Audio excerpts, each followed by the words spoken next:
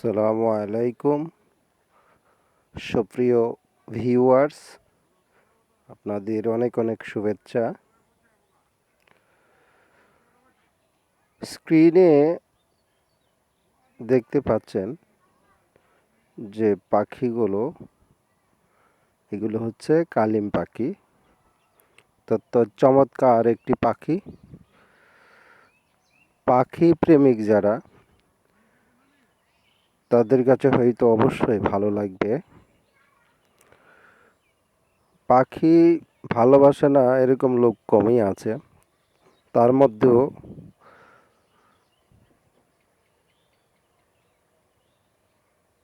অনেকের কাছে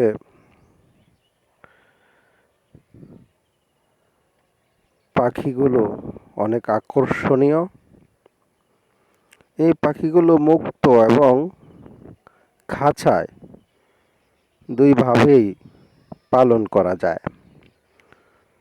স্ক্রিনে যে পাখিগুলো দেখছেন, স্ক্রিনে দেখানো পাখিগুলো সম্পূর্ণ মুক্ত অবস্থায়। আপনারা দেখতে পাচ্ছেন নদীতে,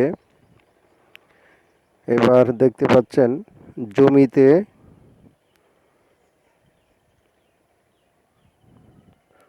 কচি ঘাস, লতাপাতা, ছোট ছোট পোকামাকড় ইত্যাদি খায়। সকালবেলা ঘুম থেকে ওঠার পরই পাখিগুলোকে ছেড়ে দেওয়া হয় এবং তারা উড়ে নদীতে চলে যায়। নদীতে তারা বিচরণ করে, সম্পূর্ণ মুক্ত অবস্থায় বিচরণ করে, আহার করে আবার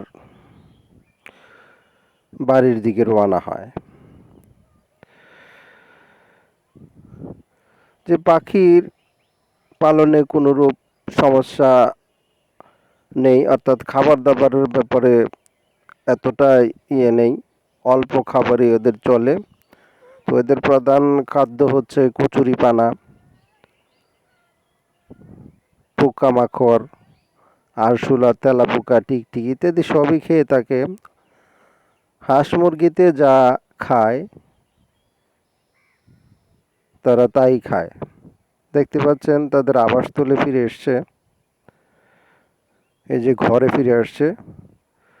আমার ছেলে ওদেরকে কচুরিপানা দিয়ে রেখেছে, কচুরিপানা খাচ্ছে।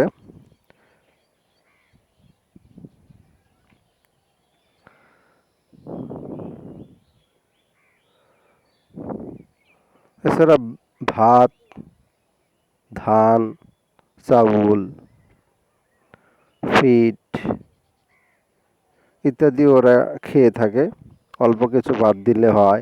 তাছাড়া ভাতের সাথে যদি কচুরিপানা দেওয়া হয় তাহলে ওদের চলে যায়। দেখেন ছোট বাচ্চাদের খাওয়াচ্ছে, বাটি থেকে ভাত নিয়ে ছোট বাচ্চাগুলোকে খাওয়াচ্ছে। আমি একজোড়া পাখি শখের বশে কিনেছিলাম, টাঙ্গাইল থেকে এনেছিলাম। পাখিগুলো অত্যন্ত চমৎকার, এখন অনেকগুলো বাচ্চা দিয়েছে। তো আপনারা যারা পালতে চান, ওই পাখিগুলো আপনারা কিনতে পারেন।